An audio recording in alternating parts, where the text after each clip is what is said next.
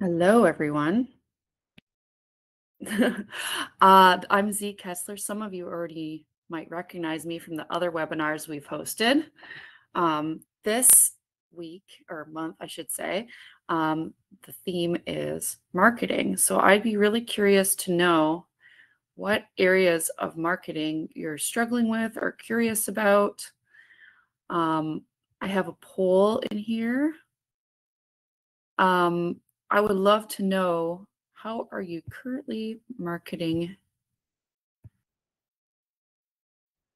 your laser business?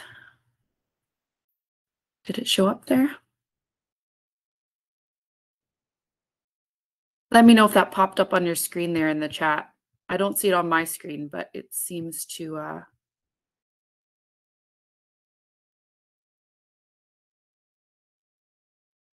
So I'm going to pull up my presentation here.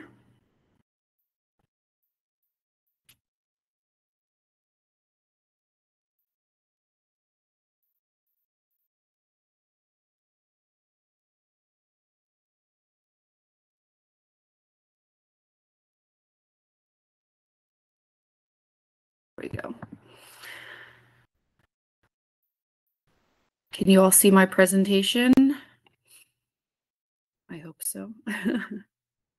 I don't have a second screen today, so I'm really just trusting it. So send me a message if you don't see it. So this is me. I do the marketing among many other things at Thunder Laser Canada.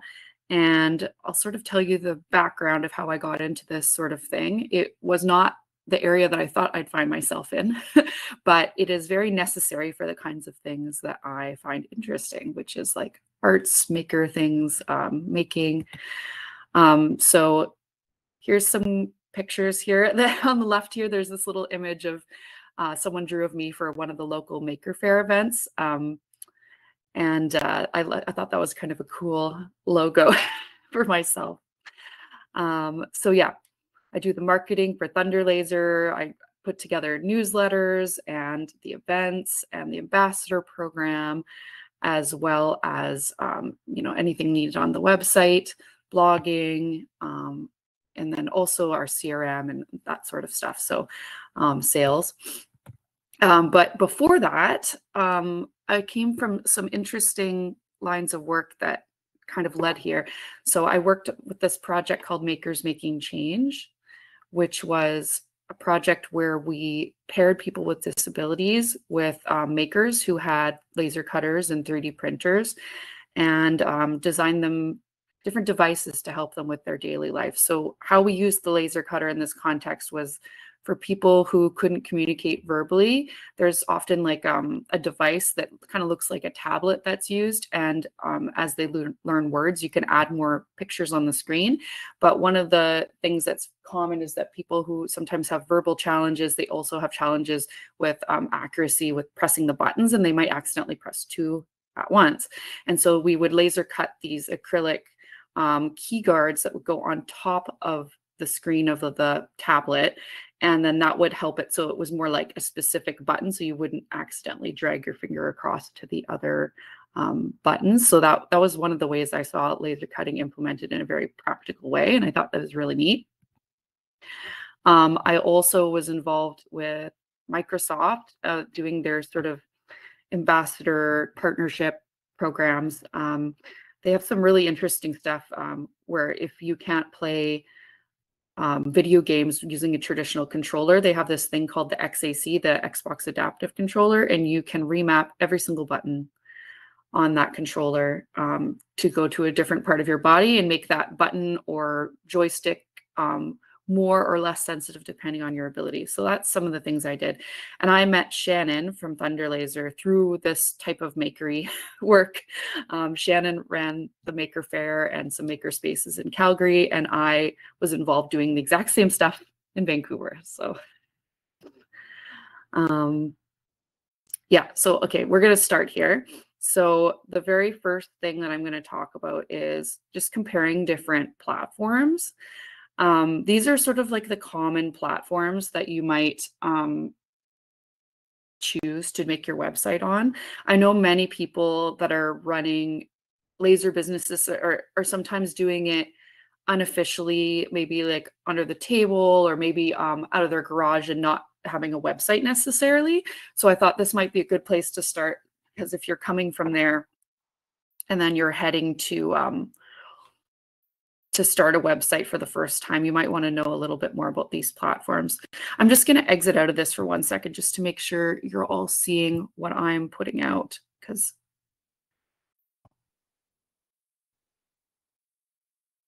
oh yeah, that would be better. Then I can actually see what I'm doing. Picture in picture. Okay. Okay. So here are the different platforms. So Squarespace, Shopify, Wix, WordPress. I mean, there's more obviously, but these are the big ones. So Squarespace, I've had experience with it recently. That wasn't one of the first ones that I gravitated to. I've run websites on all of those other platforms before over the years and moved off of them or onto them for different reasons. I'll move this out of the way. And yeah, so Squarespace is really good for someone that's not very tech savvy and really wants a nicely designed site. It has integrated mailing lists and analytics and blogging and things like that. It includes your hosting, your domain name, and all that sort of stuff. So it's kind of good in that sense. Like if you don't really want to understand how your website works, but you just want to put content on it, this is a great option for you. Oops. Okay, so this is sort of how they what I thought was the most important part of this is, so they kind of focus on creatives and artists because they have like all these templates and things like that to make it easier for you, so you don't have to design it from scratch. Small business owners, service-based businesses because they have like booking forms and like follow-up emails and things like that. E-commerce, it's really good for like a small business if you don't plan to like scale and you know, making a much bigger business, just like a hobby side business. It's great for that. While Shopify is much more built for like bigger, you know, orders, and you can put things on many different platforms like eBay and Amazon, like everything from your Shopify site. I'm not sure you can actually do that on Squarespace, at least not to the same level of customizing.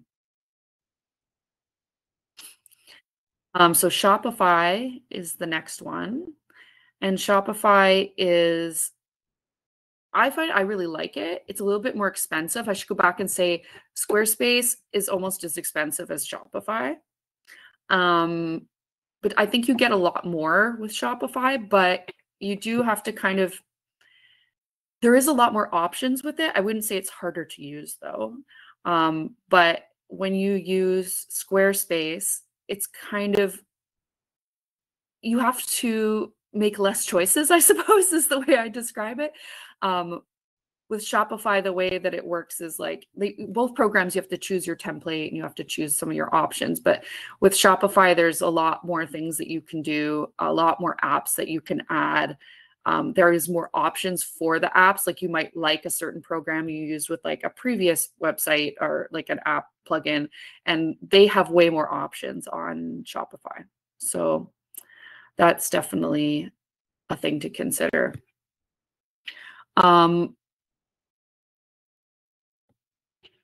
So you can see there's a lot more choices when it comes to the type of businesses that it works well with. So you've got your e-commerce entrepreneurs, so someone that primarily sells online. Maybe you have multiple locations you ship from. That's not usually many laser businesses, but you never know. Maybe you're planning to go big.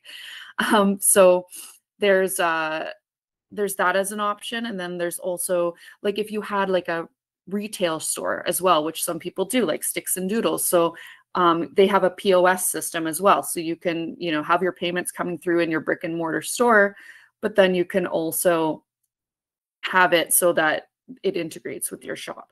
You can also integrate it very easily with like QuickBooks or like any sort of program like that that's tracking your sales and things like that. So, and then you can see on here like drop shipping businesses, not that, you know, laser businesses are like that. Usually you're making your own stuff, but entrepreneurs needing multi-channel selling. So yeah, like when you see people have their shop integrated into Facebook, Instagram, Amazon, eBay, that sort of thing, it's very easy to do on Shopify. And then there's also the ability to customize things like with custom coding. You can do it on Squarespace, but honestly, I find it a little bit more frustrating and difficult. I mean, I'm not an expert in coding, but I know enough to change the colors and change the layout and things like that. And I found it, I could not figure out how to do it as easily in Squarespace. It's not as intuitive with like customization. It is if you don't use any of those customization features. And then there's, oops, sorry. Yeah, lots of app integrations. Like for example, I like using an SEO program, which I'll talk about later, called Yoast. And it kind of checks your blogs and your product listings for you. And it tells you like, improve this, improve that. And Yoast is just one of the many programs that you can use for that, but you can't get it on Squarespace. You can get it on Shopify and get it on WordPress, but you can't get it on Squarespace, for example. The other thing that's really good about Shopify is that it has customer service. Like they can get back to you 24 hours a day. And so it's really useful because, you know, if you have a problem, you can't figure out how to do something, you can actually write to them and chat with them and they'll help you solve it. And I think you get like an hour or two a month on like the very basic plan, which is fantastic. Because usually that's something that's only for like the more expensive plans and things like that. Okay. Okay, so Wix. So Wix is sort of the one that I started off on many years ago. And I found that it was easy to use. I mean, there's a lot of options in it. It's definitely a little bit more complicated than Squarespace in terms of like the amount of options and everything. But I found that I liked it because it was very visual and there were a lot of ways to use it and a lot of things you can customize, and they really walk you through to show you what things to do. They're like, oh, you're in this step of the setup process. You need to complete that. Oh, sorry, I added myself on my phone so I could see what was going on without the second screen. And it echoed here. Okay, so yeah, you don't need to have a lot of tech savviness to use Wix. I find it really good, and I know in the past recent few years they have really made it much better for SEO, much better for usability, and yeah, the ability to be found online. It's really good for like a small business that doesn't have a lot of tech savviness on their team. It is a little bit more complicated than Squarespace, but not by too much. I don't think it's that hard. I have just built a site for a friend who's never done it before, and he's figuring it out. There's lots of support articles as well. Same with Shopify. I find both of their resources really, really good. Yeah, here's just an outline of some of the different types of people that would benefit from using it, but they're very similar to Squarespace. It's kind of meant more for like creatives and stuff like that, which I mean, laser makers could be categorized in that way. You can run e-commerce on it. It's meant more for like small shops, which could be the case for many of you. You can do inventory management. You can do POS, like that sort of thing. It's cheaper than Shopify and Squarespace. I think it's only about $300 a month, somewhere around there. And then you can get these little plugins, same with Shopify, that, you know, and all the programs have this where you can get plugins to do specific things. If you're like, I want this better SEO thing, sometimes it costs $20 a month, or I want this, I don't know, different types of apps you can get, like a chat bot, or I don't know, different things. You can pay a little bit, like $20 a month on top of it, but it's not necessary. Like a lot of these things are built in. But you might prefer a certain program over another. WordPress, if you are not a coder, I would steer clear of this. I mean, it is very, very, very customizable. So if you see someone that's, like a company and they want a very unique site that's not just, your image and your choices of what you click, like if there's like a lot of customized stuff going on in terms of the layout and the way that the graphics show up on the screen, oftentimes they're using something like WordPress or building it from scratch. And so this we use this with our website, and every time I use WordPress, it is different. Every single time it's different, because you can use different editors to make it show up on, the way that you see on the internet. You can edit it in different ways, so the format will look different. You can choose all these different editors. So depending on which editor you're using, if I'm a person that's fixing their website, it looks totally different every time. So it always takes a little bit of learning. And so that's one of the things that to consider is if you ever hire someone to help you with your website, how easy is it for them to go in and solve the problems? I find I'm pretty techie. Like I manage a lot of the website stuff, but there is some things that are a little bit frustrating about WordPress, even though it is very awesome in a lot of ways. Like one of the things that happens that does not happen with the other websites is that when you have all these plugins, everything's a plugin. So you're going to have even your editor to make your site is a plugin. And then you got a plugin for your shop and a plugin for your payments. You got a plugin for your shipping estimator. You got a plugin for all these different things. And what happens is they update. And then you'll say, oh, you have to update it. So you have to make a copy of your whole site before you update it in case something goes wrong. And sometimes those plugins don't talk to each other. And so unless you're a coder and you know how to go in and make them talk to each other again, it ends up just costing you money.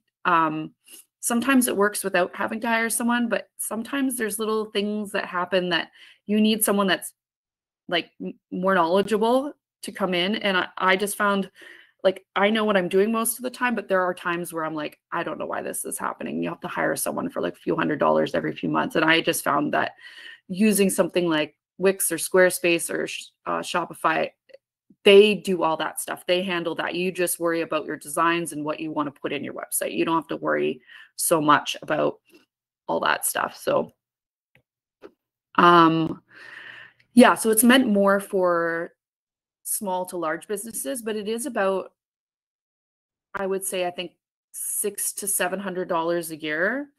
And that's kind of expensive for some people that are just starting out. If you're planning to do e-commerce and you really want to like go to the next level and like sell all over the place, or, it might be for you. I do find it very intuitive, but, or sorry, I'm mixing it up with Shopify. Sorry, with WordPress, I would almost steer clear of it if you are not web savvy. So they have all these plugins like for your shop and all these different things. But yeah, like it's saying here, it's meant more for like developers and designers. It's open source. So people contribute to the code to it to help develop and evolve it. And it's a very cool concept, but it's not necessarily something that's great for somebody who's just starting out.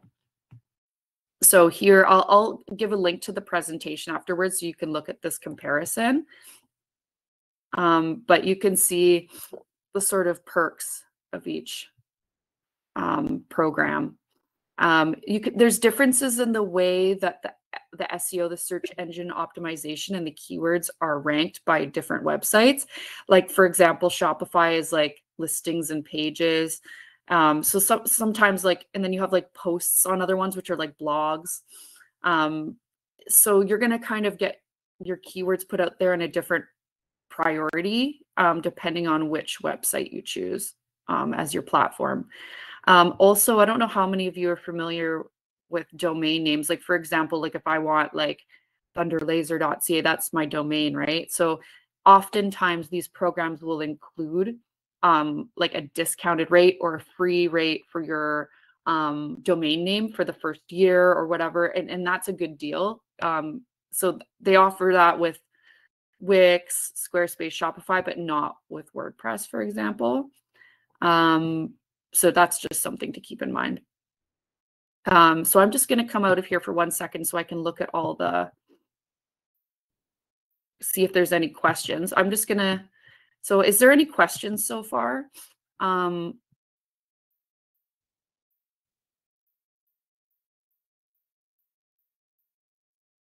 Feel free to add something in the chat.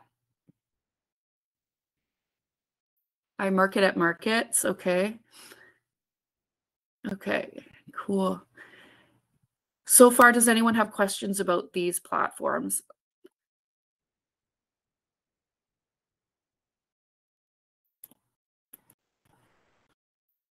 Okay, I'll go on.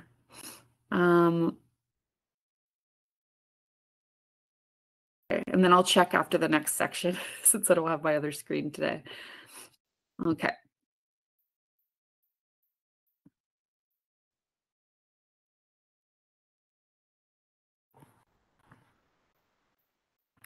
Okay, so another good option. Some people are not ready to do a website. One of the things before I should go into this is if you don't have time to start your website, one of the things that I find frustrating is sometimes these programs, especially Shopify, they'll say, oh, your first month is like $1 or like what, some really cheap rate. One thing you have to know is that you don't really have any functionality of that website in that first month or 3 months or whatever you're getting that for $1. Like they're only letting you go in there and like maybe make your front page and a couple other pages, but you can't connect your any of your payment methods. You can't start a blog or add any apps or things like that. So I find it's kind of silly to pay that unless you're really ready and you already have all your content for your website. So I'd highly recommend you like map out where you want your pages and all that kind of stuff before you actually sign up for a web platform, because if you're busy, you're gonna end up paying for this program per month. Or, maybe you're paying yearly, but still it can drag on. If you get busy, you might not actually get to the point where you've finished the site and then you're paying for it and you're not using it. And so I found in the past that it's much better to map out what you're going to put on there, write out some of your product listings, like, in a basic form, and really think about like what sections of your site you want, what you want your, tagline and all your different things to be before you go sign up with a website or a platform, because you don't want to be paying if you get busy. And then it's not even really, the first few months it's like you're paying for it and you think you're getting a deal sometimes and you're not actually able to use it. So anyway, so what I was going to say is that a good way around this, and a lot of people don't do this, I don't think they realize how powerful this is like if you're not ready for a website, sign up for Google My Business. And all you need to do this is an email that's somehow linked to your business. It doesn't have to be your main email. It just can be an email with your business name in it. It gives you the ability to create a Google My Business profile. And what it does is it creates a map. So if you know how when you Google search something, basically there's a map that shows up and it says, oh, this business is here and it's near me or whatever. And that's a really easy way to get ranked and listed. Also, ask your customers to leave reviews, take photos of what you're doing and put them in Google My Business. It's actually more impactful in some ways than using like other types of social media, because if you keep that active, like other people are maybe not keeping theirs active and you can kind of go up the ranks with Google My Business. So I have a friend who's a massage therapist, and basically she's not really into maintaining her website. Like she doesn't really like tech stuff. So I said, just get a Google My Business, and you can see every month how many people are going to it, how many of them are clicking on it. And like, it really gives you some idea of your stats, but also how many people end up calling you as a result of that listing, which is free. Business you wouldn't have made. And it's great because it only shows up for people who are searching for your specific location. So if someone's looking for something specific to your town, whether they type it in or not, if they're in your town, it's automatically going to show all the places in the same place they are, and your place will show up. And yeah, so I highly recommend using Google My Business and asking for reviews from customers, even if they're like customers from the past that have like come to you and you didn't actually have it set up. There's like a way that you can basically send them a link and say, hey, will you give me a review? And it can really help your ranking on search. So I would highly recommend doing that. Okay, so the next section here is, I think, one of the most important things to do before you start marketing beyond just like basic things is you have to understand your customer's journey. You have to put yourself in your customer's shoes when they're looking for what you make. And so there's different stages in the customer journey. And, you know, they have different names sometimes, depending when you Google search, you might see it's called like, you know, different words along the top, but the same stage is always in terms of what people go through mentally when they're kind of considering if they should purchase or not. So the first step in someone finding you is often that they're searching keywords. There's many different ways people could search these words. Google, Bing, like any web crawler, like web search, you can submit your listings to, like your sitemap to, and your stuff can show up on. People often only think of Google, but you can also show up on other search engines, but also YouTube, Pinterest, things like that. They're also search engines. So you'll often find when you type in certain words, if there's a video about it, it will show up, or like a product listing, it'll show up along the top in shopping. And so don't underestimate the power of doing multiple ways to be found for one thing. So they type in words, maybe they're like looking for laser engraving services near me, which is like the most basic term. Maybe you do a bunch of things that are not just, you know, some people have a specific product they like to market. You can use those words too, but you have to figure out exactly what are they looking for. Are they looking for those words? Are they looking for something else? And then they're led to your thing. So there's a bit of research involved with that. But anyways, the first step is that they're typing in keywords. They're going to see something that you've put out there, like an image. Make sure you put those words in your image because that's the way they can be found, and add a video, a product listing, a description on like the, you know, how you put your page. You might have a page that says, you know, the name of your laser business and then like a little synopsis. That's called a meta description. Or it could be a blog someone else has written about your business or a product that you make, and that's like a referring website, and it will show up in the SERPs, which is acronym for search engine results page. So like basically when you type Google and then here's your list of stuff, that's the SERPs. So after that happens, they're seeing all these things and then they're choosing which things they're going to click, and they're going to start doing research on their own. So they're going to see your products and services. They're going to read maybe an educational article or something that you've put out there about like how you do the work that you do, or maybe it's about like engraving on different types of wood. I don't know. Like there's lots of different ways to sort of lead people into finding your services beyond just like listing the name of the product. Like you could talk about that general topic because some people are like, oh, I want to engrave something, but what can I engrave? You know, and so you can write about that and that can lead people to find you. We'll talk a bit more about that later. And then they're going to see like options of ways to get a hold of you. They might not act on any of these, but you got to put yourself in their head of like, why would they act on it? Why would they not act on it? And so they might do further research to decide on if they're going to act on it or not. So like they might read reviews on Google, they might read reviews on Yelp, they might look at your past projects, compare your prices to other laser engraving businesses. You know, they might want to find, like I said, those answers to like, what can I engrave on? And they also might want to know like, okay, if I put my money here, like, what if I'm not happy with it? Like, or how long is this going to take me? How, you know, what am I going to get if this doesn't turn out? Like, you know, they want to make sure that their investment is like safe with you, basically.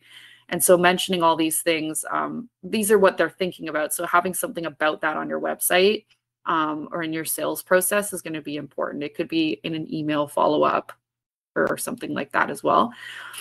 So then, you know, they've considered, they're interested. Now they're like, okay, I'm going to buy. So the next step is like, okay, how do you take your payments? Is it by e-transfer? Is there like a button that you click? Oops, sorry. Is there, what are your options for payment? Okay, maybe you have like a buy now button. You can use Google Pay, you can use the shop button, which is what they call Shopify's system. There's lots of different ways of paying, and like some of those are, you having more options is good, because then people might, oh, I don't have PayPal, I'm not going to do it. Do you have like a phone call? Like some people, some people are opposed to calling people these days. They, like they might text you. I don't know. Do you take credit cards? Do you take, there's all different ways to pay. So that's got to be considered in the customer journey, like being very clear about that and like what to do if it doesn't work.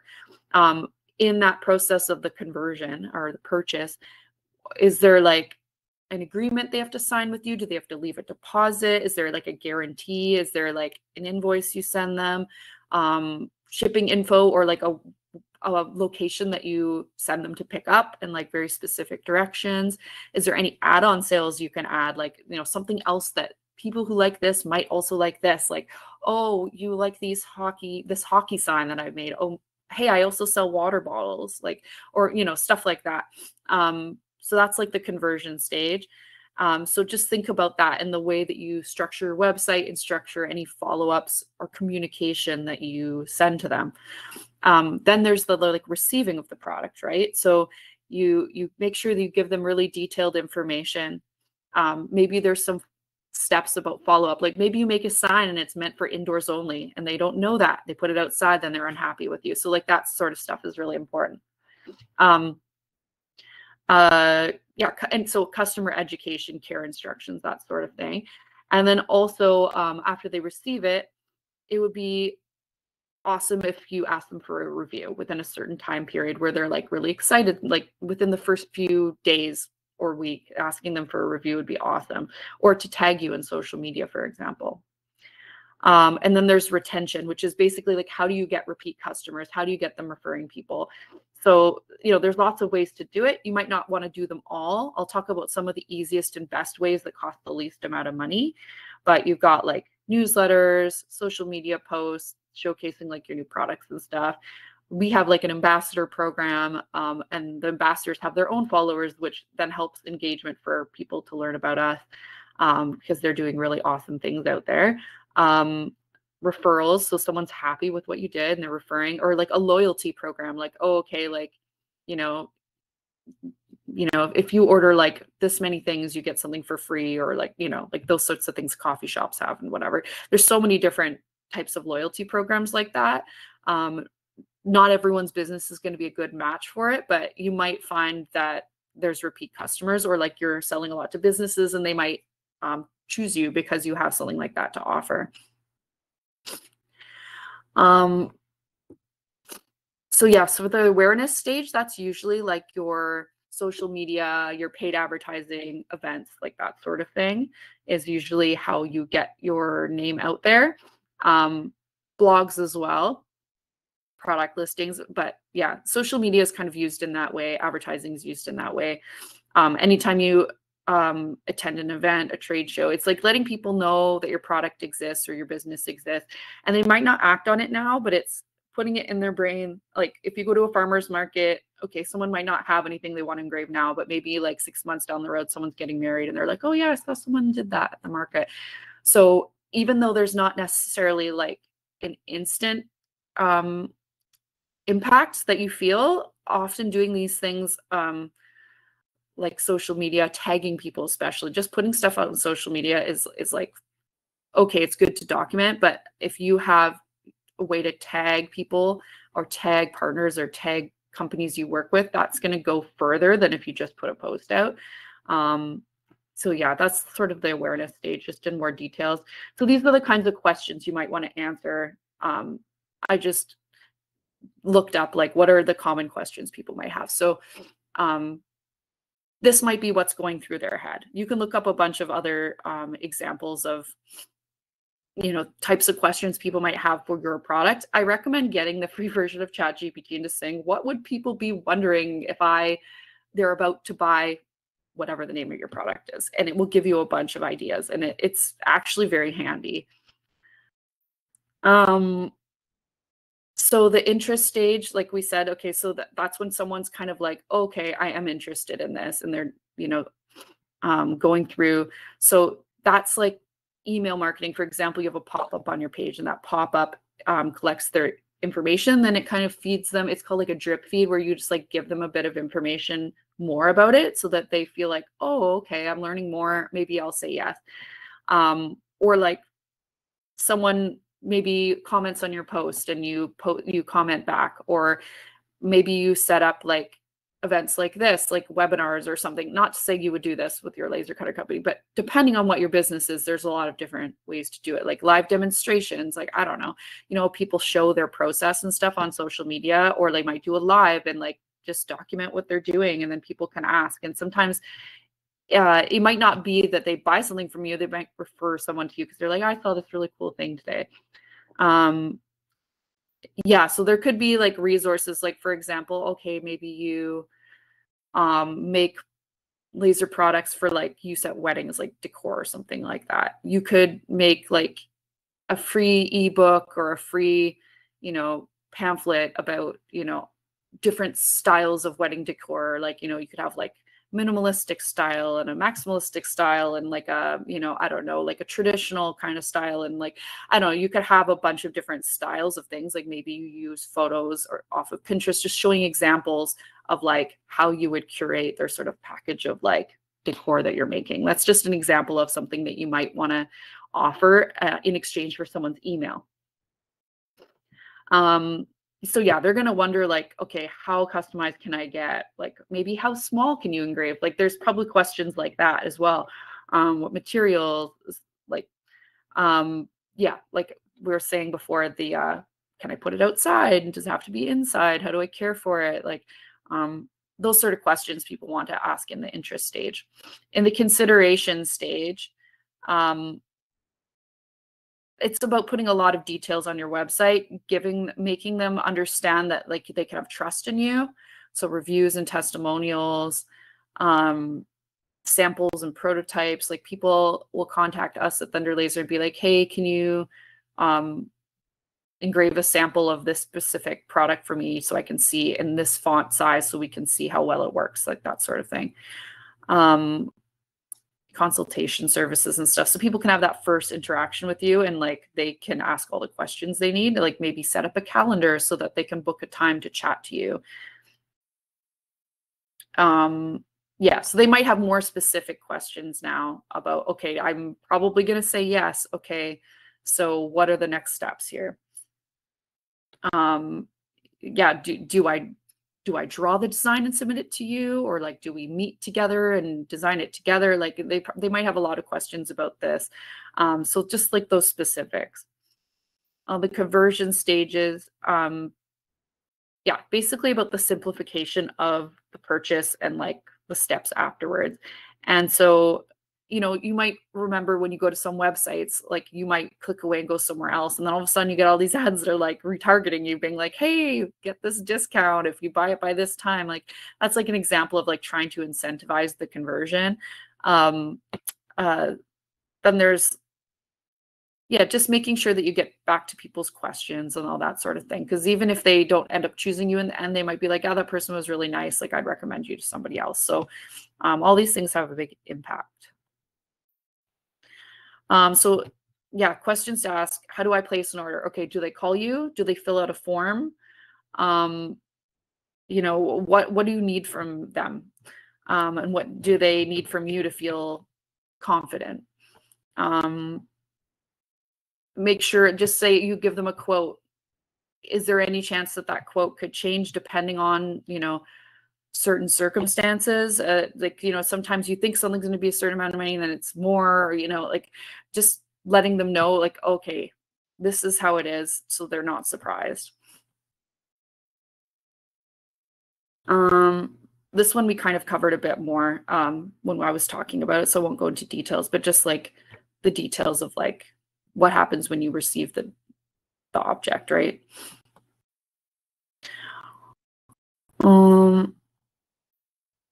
Yeah, so this here, the retention. So basically you were going to have some sort of follow-up. In the case of Thunder Laser, what we're doing right now is we're creating follow-up emails for people who purchase lasers. They're not live yet, but they've been created.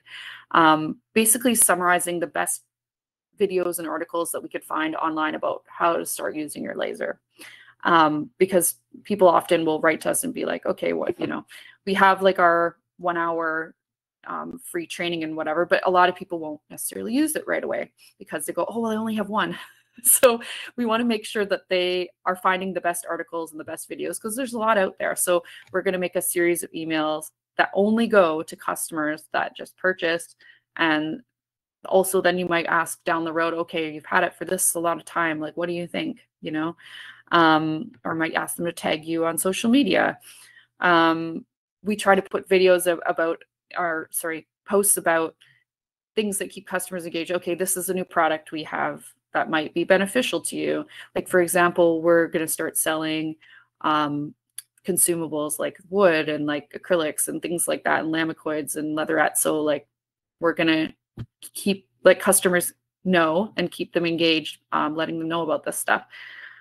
Yeah, so that's the basics. And so, yeah, what should they do if they encounter issues? Like, should they DM you? Like, do you have a replacement policy? Like, if you're like, oh, one of my letters came off my sign, that sort of thing. You might want to mention, yeah, for sure, I can just like remake it for you, no problem. Okay, so the very first, actually, I'll exit for a minute, see if anybody has any questions. Chat, Q&A. Does anyone have any questions about that?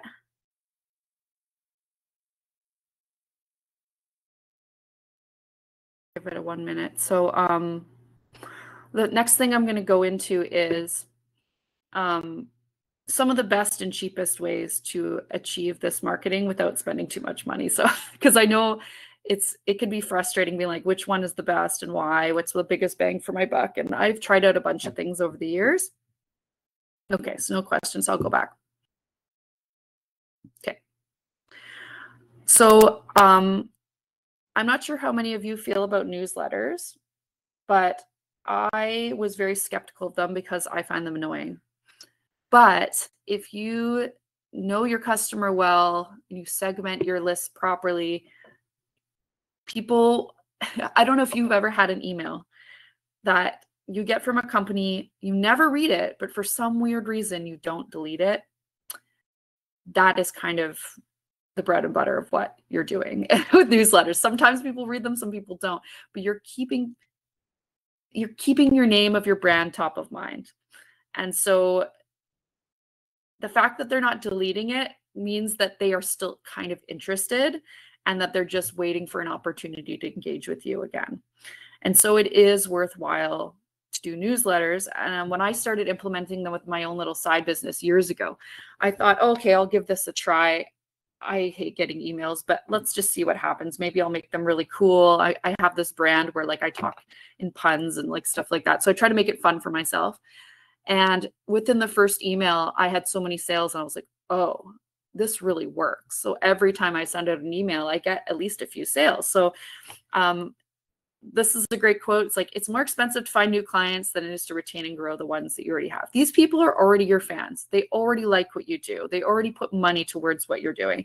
So it's going to be easier to influence them to continue working with you than it is to find random new people. Like, think about putting ads out there. Like, ads will cost you like, anywhere from a few cents a click to a few dollars a click. And they're not guaranteed to actually get a sale through that. So this is the easiest way, the least amount of work you can do. You can pick away at it over time, and it will increase your engagement in your sales. Sorry, I've tried it many times. It works. So the very first step in doing marketing is email marketing. Is to set up a list. And basically you want to grow that list. There's a saying that I've heard in different podcasts I listen to: if you don't have an email list, you don't have a business. That's especially true for people who sell a business, for example. It might not be, I'm not sure how many people that run a laser business are wanting to grow it and then sell it, but depending on the scale of how big you go, you could definitely do that. But you want to capture everyone's information, even if you're getting your people off of like Facebook Marketplace. Set up a form that captures their information and adds it into a system, like a newsletter program. It's worth it, because then when you follow up and you say, hey, can I get a review? You have these people info, and you can email them all at once instead of each individually, because that takes a lot of time. And so the very first thing that you'll see on almost every website is called an opt-in form or a sign-up form. And this on the right is like a form, a different type of form, but I'll talk about the opt-in form. The opt-in form is like the little pop-up that's like some sort of incentive. In exchange, you give me your email. So like I was saying about the wedding planner or someone that does wedding decor, they might have something that like showcases all, sort of customize something to show them the packages you can get, and you have to opt in to get that because that's something they're going to want, right? So when you think about your customer, what do they want to know? Like it might even be like, okay, the steps in ordering custom swag for your sports team. I don't know. It could be like basically a little brochure about it. They have to opt in to get the brochure. And so they will join if they get something. Maybe it's a discount. It could be a lot of different things. I have a list of different opt-ins that are a good choice. Other than an opt-in, a contact form is another way to get that, or like a form to order something. So for example, I found this one online, and it's like just capturing information. So like, what's the text you want engraved, all these different things. So you're getting this information about the product, but you're also capturing their email and their name and all that stuff as well. And so this is super important, and it will make a big difference as your business grows, because if you don't do this, it's hard to get people to opt into it later after they've already made the purchase and they're not sure if they're going to purchase again. They might find that they do, but it's hard to get them to fill it out or capture their information. You can manually add it into your newsletter program, but technically when they're filling out this form, they're like opting into saying, yes, like I want to receive something from you. So it's just a 2-in-1 deal, makes it easier, right? So these are just ideas for like opt-in offers, like discounts for first-time subscribers or like, first-time purchasers, design templates. Like, okay, for example, like showing, like, so we have a customer that does like laser engraved watches. Okay, so here's a template of showing like what you can,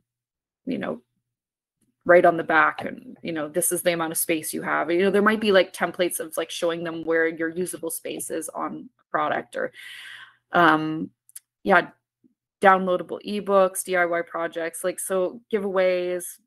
I mean, you've all seen these kinds of things, like a design consultation with, you could link it to your calendar. And then this way you don't have to manually go look at your calendar. You just set up. Google has, I think it's free. It's there's Google, there's lots of different programs. They're like scheduling apps basically. And so people can just like choose a time in your calendar, and then that way they fill out the form and they choose a time in the calendar. It's all automatic. Like you don't have to manually go back and forth with them. I recommend that, especially as you start to get more customers. It can be a little bit annoying to go back and forth every single time you have a communication. So yeah, access to new products, all these different things, downloadable artwork, I don't know, depends on what you're doing, right? Okay, so once you get people's emails into your newsletter system, it's usually called email marketing, what you want to do is segment your users based on specific information. One of the simplest ways you might want to do that for like, it might be that you sell a lot of sports signs. I see that a lot. So there might be like a sign group, and there might be a group for weddings. There might be a group for, I don't know, different things. Weddings might not be a good example because you only do that once, right?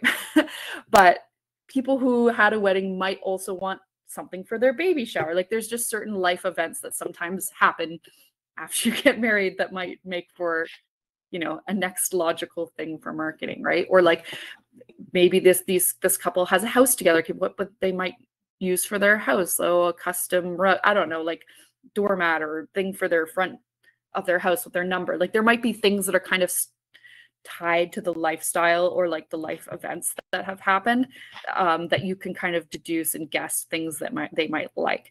Another example might be like you sell to individual people, or you might sell a big order of stuff to a company. So you might want to put segments for those different groups.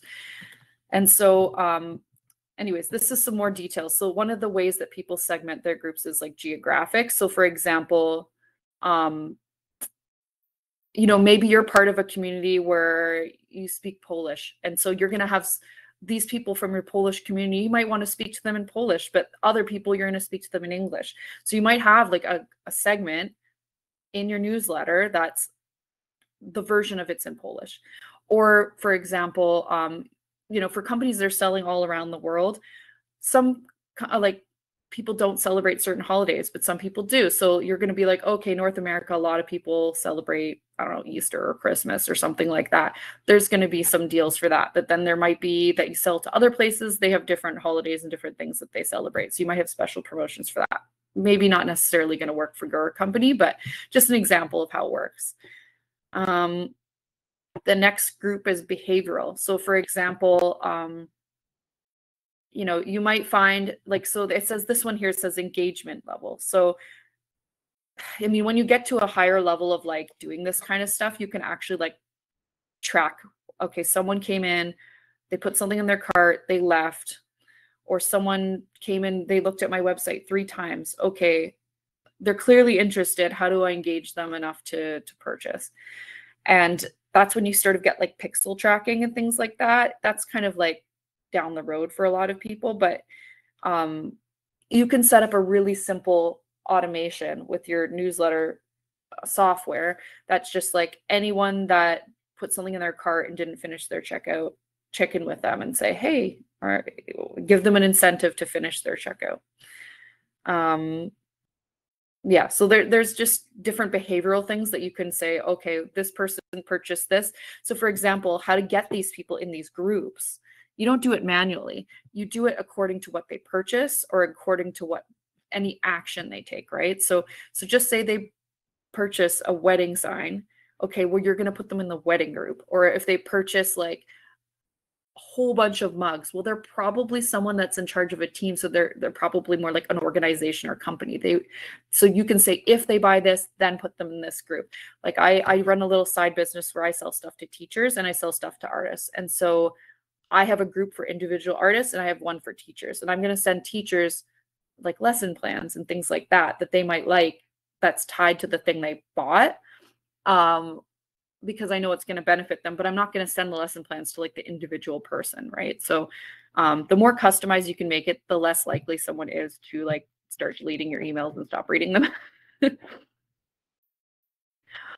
Another way to like segment your email list is by sort of like what tech they use. This isn't necessarily going to be something you do, but just, you know, you can see what system somebody's using, and you might want to send them a different email based on if they're using a phone or using, you know, a desktop or something like that. But this is not a route I would go down in your types of businesses, but just it's something that people can do.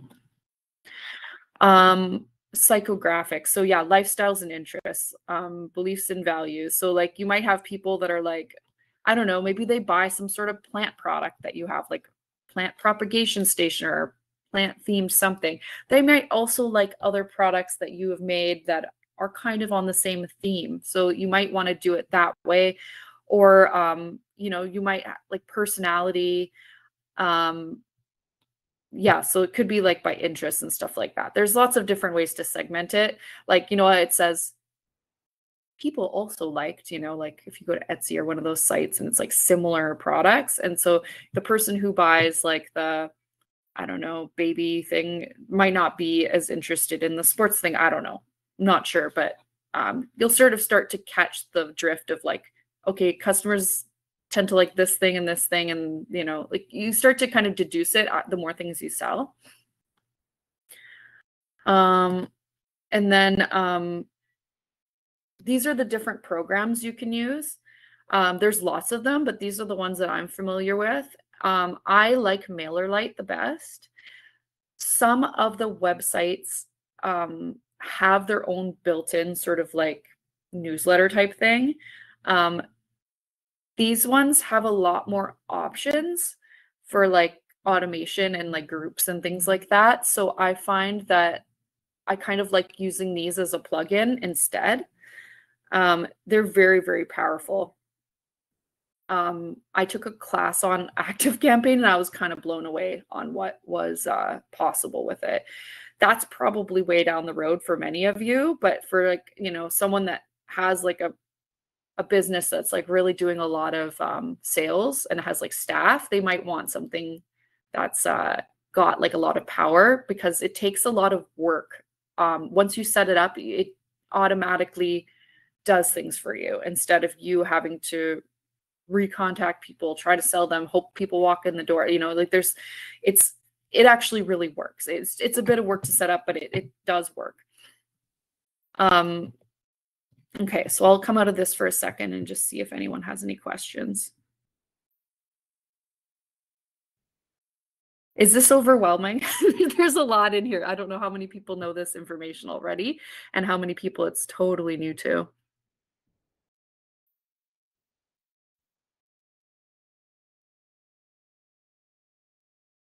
Okay.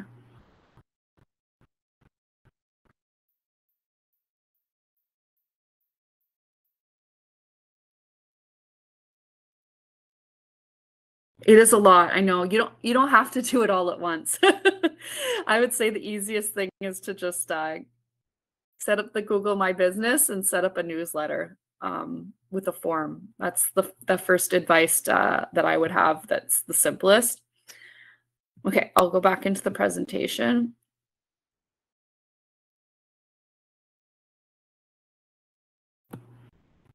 Yeah, this is the type of stuff that you could take years to set all this up. Like, you don't have to do it all right away. I've been setting this stuff up on my own little side business because I don't have tons of time for it, like over like 7 years basically.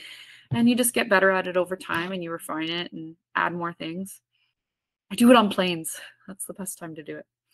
Okay, so we're going to talk about search engine optimization. So that's basically the keywords. But also there's other things. There's sort of like 3 sections of SEO. We're going to talk about this section here. We're not going to talk about the technical today because I don't think you guys need to know that. But yeah, so the biggest thing about SEO is it's using terms that people are actually looking for. And so you probably know this as a person who uses the internet yourself.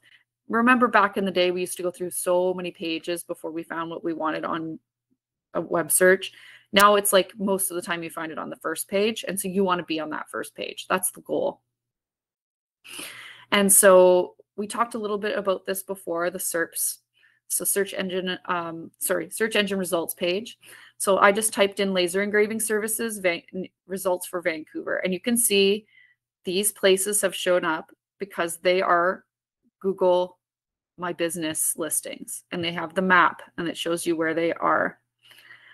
Underneath here, there's sponsored posts. These ones are from Etsy. And then down here, there's like, you can see there's someone's website, and Yelp. And so these are the kind of places that if you put yourself on Yelp, you're going to show up on the list. If you put yourself on Google, you're going to show up on the list easier. And it's very little work to set it up, but you get a lot of bang for your no money. Etsy as well, because Etsy's kind of like its own thing. So, the other thing I should mention is SEO, like using keywords, is free, and it's like a long game. Basically, it takes like 3 to 6 months before you start to go up the rankings.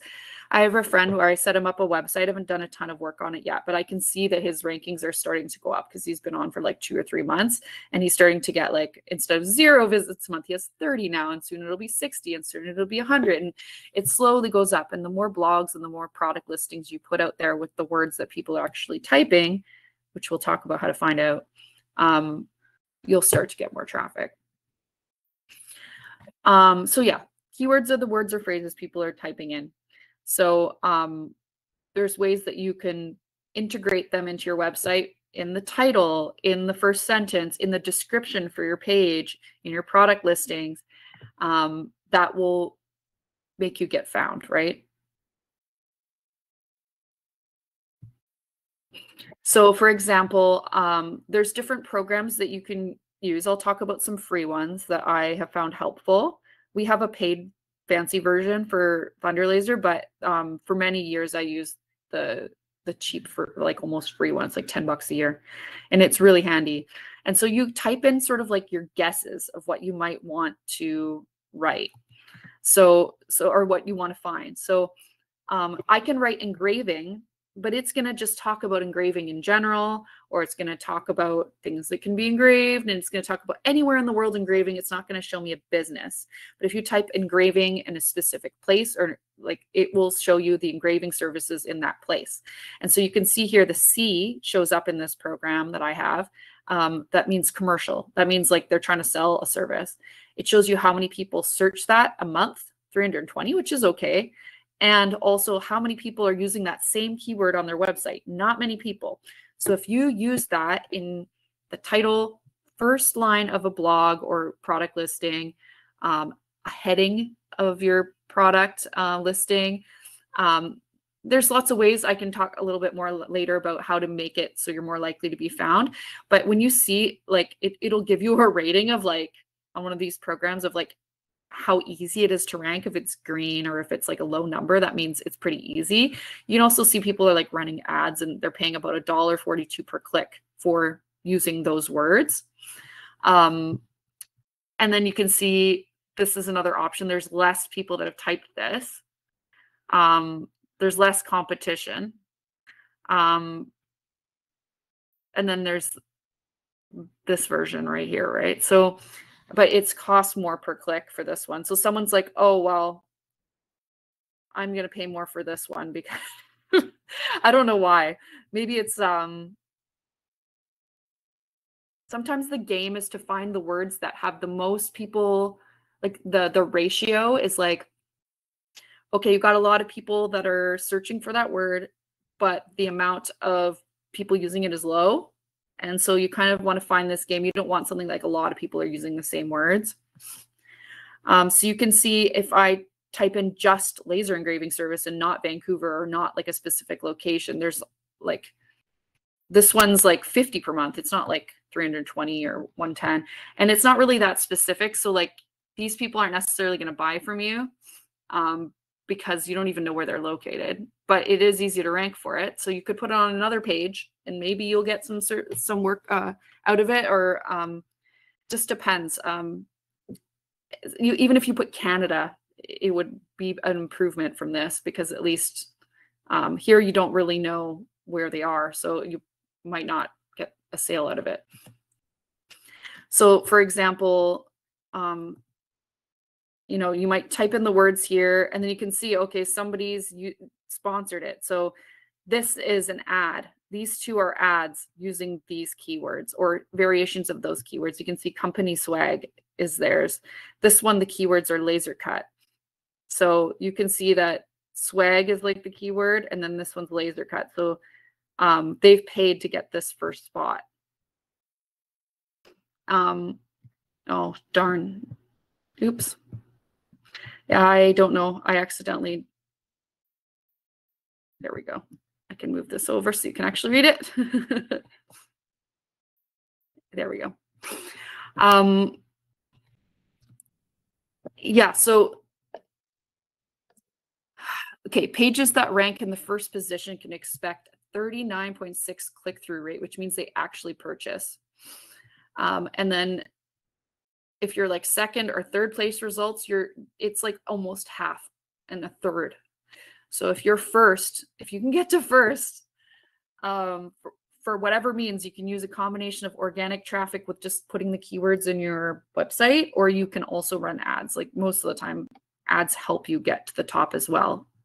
But you can see it actually makes a big difference. So this is a product listing, and they have, you know, this is, I don't know which keywords they use for here, but it could be laser cut banner, or it could be laser cut wood, but they've used keywords and then they're showing up on the search. These are the sponsored ones. So the average click-through rate for a search ad is around 2.1%. So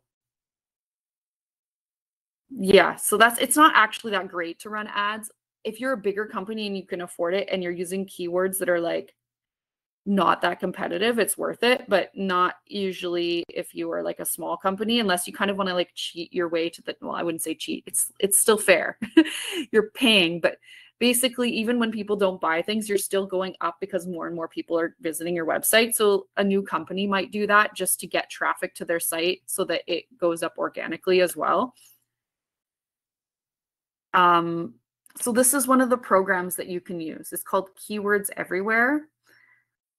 It's super cheap. I think you get like credits, and it's like a little toggle switch on the top of your search bar, and you can turn it on when you wanted to Google something, and then it tells you, okay, if I type in Keywords Everywhere, this is how many people type it a month. This is how much it would cost if I wanted to run an ad. This is the competition for it. And so it's kind of helpful. It also shows you like trends, like, because there's going to be certain words that like, okay, right now for, during COVID, Monstera leaves, like everyone went into the plants world. Everyone was getting plants. And so you did see that there would be like a spike of like certain terms at certain times. So you might be like, oh, I might want to make a product of this thing. Like you might have a hunch on what like a trend might be that you might want to make a product out of and use the keywords for it. You can actually research like, okay, actually it is trending right now. I had a good hunch. But yeah, it'll show you like what the difficulty level is. And often what you want to do is find something with a lot of volume and low competition. There's another program that's free that will like scan your website and it'll show you like how well your SEO is doing and what you can do to improve it. It's called Screaming Frog. It's very handy. But this is how it actually looks. So basically this is WordPress, but it just shows you like you get like a little plugin or it's built into your website. Often people won't even realize that it's there, but it's just like SEO. And then you choose the keywords you have, but then you also have this like section that most people like don't realize. It's either at the bottom of the page or in like the edit section. And basically you put a meta description and you make sure that those keywords are also in the title of your page, and that will help you rank. Also, another thing that people don't realize is that naming your photos with those keywords will really help too. And as well as like your alt text. Alt text is like, you've probably seen it if you ever uploaded a photo. It's meant for people who are visually impaired to get a description of what's in the photo, but use your keywords in there too. It'll help. Okay, so when you're actually typing in your like website, like you're writing a blog, or you're writing a product listing or something, this is how one of these SEO programs works. Is you start typing and then it will tell you, oh, you got a bad rating. Okay, why? You don't have any links going somewhere outside of your website. And then you add it, and then all of a sudden that'll turn green and it'll be like, good job. There's no images. Okay, add some images. Name those images with the keyword. And then sometimes your keyword phrase is like too long, or like you didn't put one in there. It'll tell you and it'll warn you and say, hey, you should do this. You have no meta description. So if you don't have the meta description in Google, it won't give a synopsis of what your page is. So you want to have that meta description. You want to have those words in the meta description. And then, like, for example, this says this text is 26 words. Okay, I don't know who writes a product listing or like a blog that's 26 words, but you want it to have a certain length. That's why sometimes, have you ever like looked for like a recipe and it's like goes on and on and on and on and on and on before it gets to the recipe? It's because you can sort of define certain articles on your website as like keystone content, which basically means like, this is kind of the essence of what my site is about. And Google will use all that information to understand, okay, this is what your site's about. This is what the words people are looking up, and this is similar stuff that people might want. And so sometimes people will just go on and on and on and on for like a really long article, but you don't have to do that for the type of stuff you're doing. But you know, for our website, we might want to, bigger companies do that sort of stuff, but really you want like a product listing that's like 300 words probably. This will turn orange if it's like okay, or green if you do well. And also it wants you to link within your own site. So you might even just link back to your main page or link to a contact form or something like that. Yeah, and then the SEO title width. So yeah, they don't want you to make it too long of a title. And anyways, it's okay to have some of these that are orange and one of them that's, it's usually, if you do well, you can see here on the right, there's lots of green and there's a couple orange and there's a couple, like one that's red. So even though you haven't like necessarily done everything they recommend, if you do most of the things they recommend, then you'll do well and show up in Google. Another way to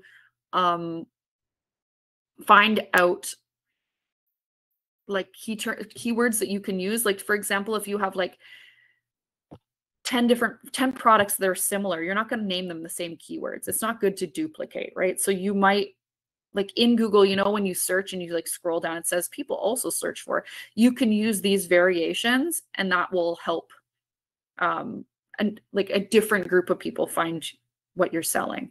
So this is just a free way to do it. You can just like use Google for it, but you get a lot more information if you sign up for one of these cheap programs. It'll really help you. There's also a program called this one's called Answer the Public. And you can sign up for free and you get 3 searches a day. And basically you type in like some terms and it will tell you prepositions and like different ways that you can word it for like a title of a blog or like a question that someone might want answered, and it will show you how many people search that thing. So it shows you that 880 people search for like this term. So they make it really small because they want you to pay to like download it, but it says laser engraving services near me, laser engraving laser engraving near me cost, laser engraving near me, laser engraving services near me. So they're slight variations of each other, but it shows you some of them are have a darker color, which means like more people are searching it. It's a better combination of words. And then laser engraving for metal near me, laser engraving for wood near me. So, you know, you might have like one page that has one of these, like a blog or a page that says this as like part of the title, and then another page that says something different, or you could use that for an ad, those terms, but it'll tell you how many people are searching it. And so you want probably like, you know, you want to try to find the best combination of words that you can think of that are specific to your area or to your product. If you have a name for the type of product that you're doing that people know what it's called. Sometimes people think they know what their product is called, or they think they know what people are searching. And sometimes it's like really random what ends up helping you. So a friend of mine, she ran a cannabis company, and she said she stumbled across the fact that people spell cannabis wrong. And so she would spell it with one N, and she would get way more traffic because no one else was using keywords that were using the spelling of it wrong. So there's lots of like funny things that you can try out and see, okay, which combination of words or like phrases is getting the most traffic before you even bother putting it on your website. It's kind of fun. I find it interesting to research. There's those free programs that I mentioned, Answer the Public, and then the other one is Keywords Everywhere. There's lots of them, just look like a free or cheap keyword programs, but these are the more expensive ones. They are awesome though. They're like super in depth. You can actually see what your competitors are running ads for, what keywords they're using. Like it's really, really in depth. But these are the two sort of most popular ones that I've heard of is Ahrefs and SEMrush. And we'll talk a little bit more about backlinks and all these different things soon, but there's a lot of different aspects to SEO, and these programs will do it all, whereas like the keyword programs will just help you look up keywords. So okay, so the next sort of part of like what makes your site rank is off-site SEO, which is basically like the authority of your site on the web, on the internet. So how trusted is your website? If you just build a website from scratch and you haven't had really many visitors, you're going to have a really low ranking and low trust, like trust from the internet basically. And so website authority is like the strength of your website. And so if you have a really trustworthy website, it can kind of pass on its like credibility to you. So how I discovered this was like maybe 10 years ago. I did a project where I was mentioned in the newspaper a lot. And I, at the time, was transitioning my website from being about this project to a totally different project. And I hired someone to help me and to teach me. And they were really confused. They're like, why do you have such good SEO and like domain authority? What did you use your website for something different before? And I was like, oh yeah, I did. And they were like, oh yeah, you should probably start all over because Google thinks your website's about this thing that you did before. It's like ranking for like a totally different subject. You're doing well, but like that's not what you want your website to rank for. I'm like, no, I don't want to do that anymore. So like, I'll just start a new site. I was like, oh, interesting. Because I had so many places of authority writing blogs about the project, writing news articles, linking back to the site, partners in the project that were linking back to the site, my domain authority went up.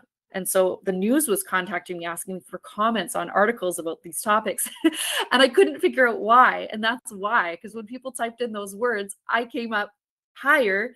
I didn't even deliberately use the right keywords. I just used the words of the project because I knew that's how people would find it, but I didn't know how it worked. And I accidentally sort of figured out how it worked. And so, anyways, from that day, I sort of like, I learned from this person that I hired, like how it works and how to, use it to your advantage. So there's two sort of things: domain authority, which is like your overall site, and page authority, which is like a specific page. So there's like a ranking that your site has. This is like really like lifting the hood of the internet, like how it works. So I know most people probably don't know about this, but so yeah, this is like when you start a site, you're going to be poor. You're not going to be doing very well. You're going to get like 8 or 6 or something like that. And the more people visit your site and the more articles, or, just say you go to a farmer's market and they write about all the vendors and link back to your site. If that website is like trusted, or if it's written about on Facebook, for example, Facebook is a highly trusted website. LinkedIn is a highly trusted website. Google My Business is a highly trusted website. Yelp, Google, like all these sites that are like official. If they link back to your site, either you link back to it yourself or other people write about you and link back, it raises your ranking. And the same sort of goes for each individual page. And it sort of like scans through your page and it looks for like, okay, what is this page about? Is it about what you say your website's about? And it kind of associates your website with the keywords that you're trying to rank for. And it gives, and in combination with the domain authority, it kind of gives you credibility or not. And it will raise over time. There's this tool that you can get for free that basically is just like a little bar that pops up on the top or the bottom of your screen. And you can look at any page and it will tell you page authority. So it says 100. This was, I think, I don't remember which page I was at, but it was like Google or like one of those well-known ones. And it shows you page authority is 100. So it's like the highest score you can possibly have. And then it shows you how many links link back to it. Like so many. And then the domain authority is pretty high too. And then the spam score, you don't want your spam score to be high, but sometimes it's just like junk websites linking back to yours. So anyways, if you want to see if you have a website and you want to see, download the Mozbar and you can run a little scan of your own website and see how it's doing.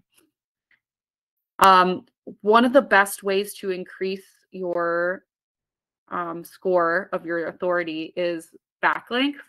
So like I was saying, like anytime like an official place writes about you or like links back to you, that's why you have guest bloggers.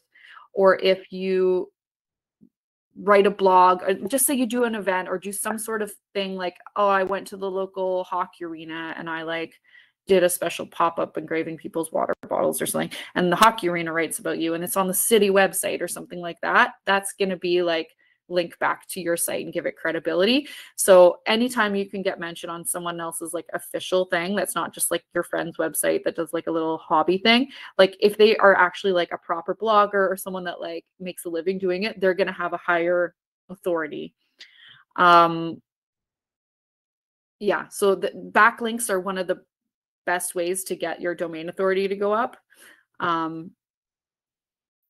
That's something that, you know, everyone's got to kind of work on that. Like publicity is one of the best ways to get that. You can monitor like sort of how your site is doing once you add these keywords and start getting links back to your site and all these things. Through Google Search Console, it's like a really simple program. You just like hook it up to your website.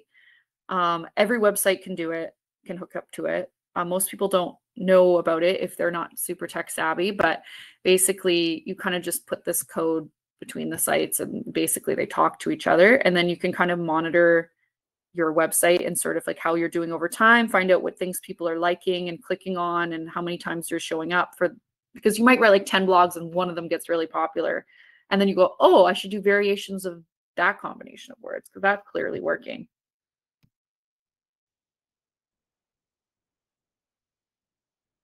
I went way over time, but that's because there's so much to say. So yeah, Google Search Console is useful. I'll just show you what it looks like. So it will show you, like, for example, I haven't been maintaining my own website because I'm considering shutting it down. So you can see, oh, look, I was doing so good. And then it went down. And you can see your average position on Google is 16.2.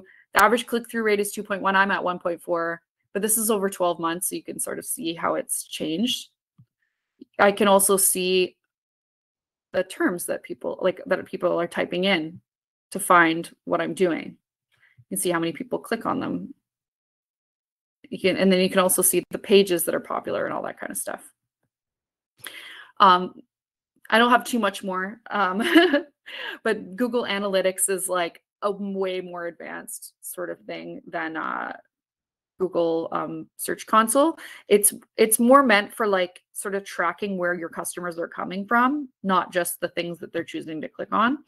So it's like super advanced. It can tell you exactly who the people are in terms of their interests and their location and their hobbies and their all sorts of things, how much time they're spending on your site, where did they click from, and how did they get there, and all sorts of things. So that's sort of like more advanced, like if you want to hire a marketing person maybe, but yeah, so this is sort of the stuff that it gives you. I won't go into the 7 P's of marketing because it's just too long. It's going to take way too much time, but I will stop there and see if anyone has any questions. Okay, I've used MailChimp. How do you price an item? Honestly, like I would say, look at what other companies are listing it for all over the internet, but also in your area, and figure out, is that reasonable? Is that reasonable? Could I make enough profit on that? That would be useful for me. Am I going to make my money back on the actual, on the materials and my time? People are willing to pay more. It just depends on the customers that you're aiming for, to be honest. If you're aiming for like a company, for example, to be a client, they're going to be willing to pay more because they have like a budget set aside for certain things. If they know that they can trust you, then like sometimes an individual person will be willing to pay it, but you can charge really what people will pay. But you really have to understand who your audience is, if that makes sense, because you know, it's kind of like a trial and error process. Sometimes making things more expensive actually makes them sell more because people value it more. So there's not really a good answer for like how to do that, but I always kind of look at what other people are doing and then just figure out if that's reasonable for me or not. And then also kind of like start tracking my time and figuring out like, how much time does it take me to do that? Okay, I've done this 10 times. Is it still taking me that amount of time?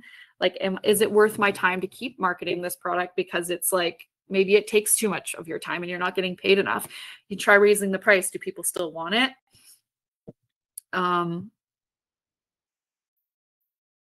Okay, I have like a little poll I wanted to ask people. Um, yeah, what is everyone struggling with here?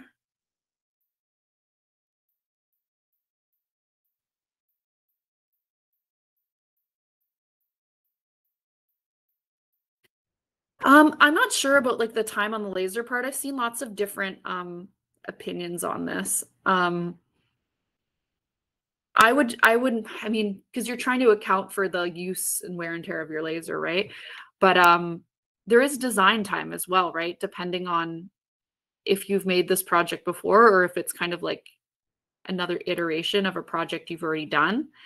Um, but yeah, I often will call like print shops and like laser, like, you know, shops that are like brick and mortar stores because they'll tend to charge a little bit more because they have like a lot of people are doing this out of their house, right? So we can afford to charge a little bit less.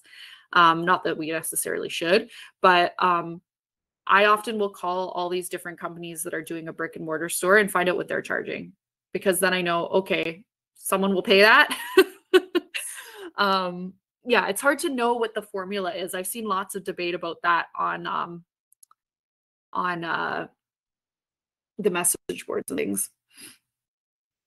There's no one correct answer to that.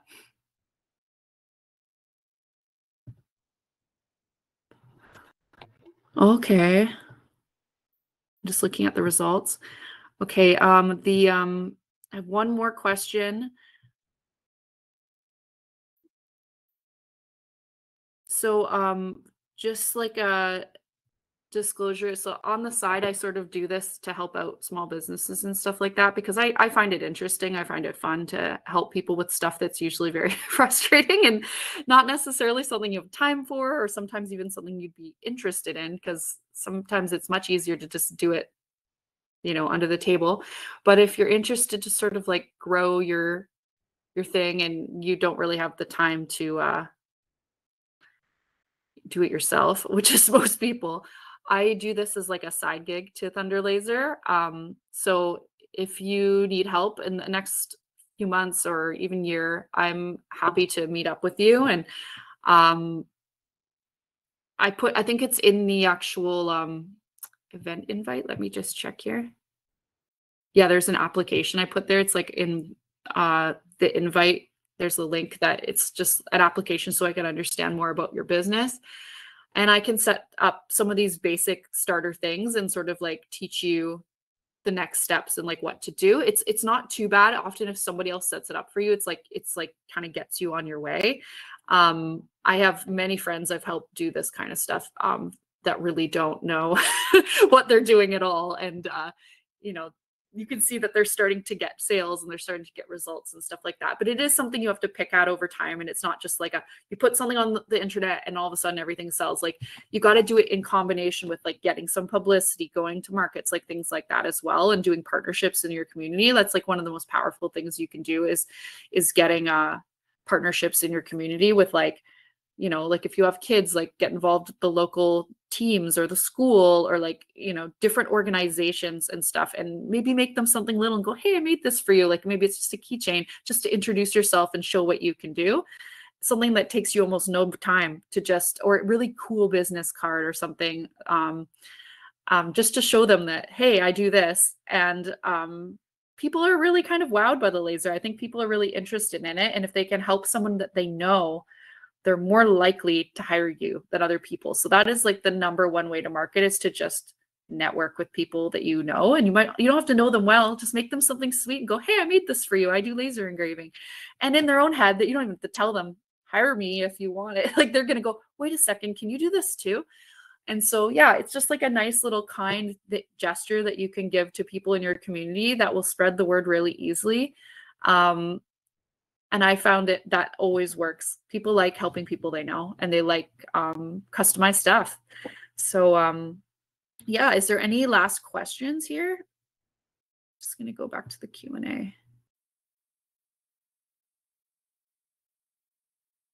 Oh, Sean, so I saw your thing about figuring out the laser. So for anyone that's like really wants to just get to the level that they're like pretty expert really quickly. Our friend of Thunder Laser, Ron Crown, is he offers like these courses that are basically like, I will help you learn whatever you want to learn. So do you want to learn the A to Z of how to run your laser like an expert?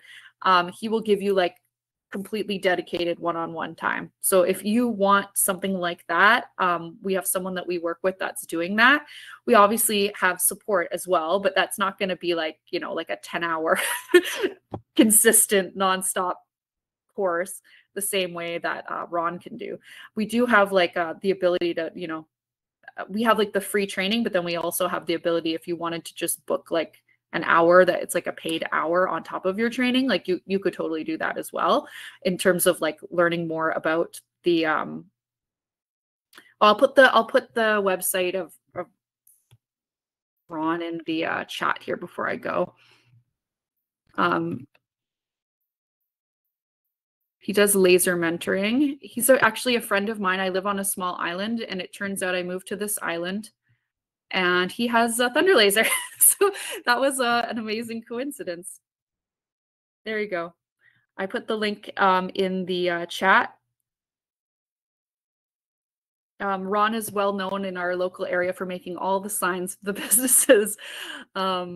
Every sign for the community parks, for the shops, for the cider place, like he makes them all, and he does a lot of cool stuff. And he used to be an animator. Well, he's still an animator, I guess, technically, but he's kind of getting more into the laser these days. And yeah, he's very detail oriented and very good at processes and like thinking through all the steps, and he's really helpful. And even for me, I'm still learning the laser myself, and having a friend nearby that's because you know, my Thunder Laser team is in all over Canada, but having someone nearby that is really expert has been awesome. And I highly recommend Ron. He's great. He hosted a webinar with us a few weeks ago about light burn. And we talked a little bit more. So if you look in our YouTube channel, you'll see that a little bit of an outline of like what he's going to be teaching in these courses. So yeah, look in there's a playlist for webinars on the Thunder Laser Canada YouTube channel. Yeah, and don't feel bad. The learning curve is huge, but I find like the more you play with it, the more you're like, oh, that's why people do it the way they do it. You just have to, yeah, make the time to really sit there and like dig your brain in. But after a while, it's like it all of a sudden will just click, which is awesome. Yeah, it's such a fun and powerful tool. I'm so glad to have all of you part of this Thunder Laser family. If anyone is interested to type in anything that they'd be interested to learn in the future on our webinars, we're going to put them on hold over the summer because a lot of people are going away and stuff like that. But if you have any ideas of something you'd like to see a webinar on, either email us or just put it in the chat there, and that will really help us.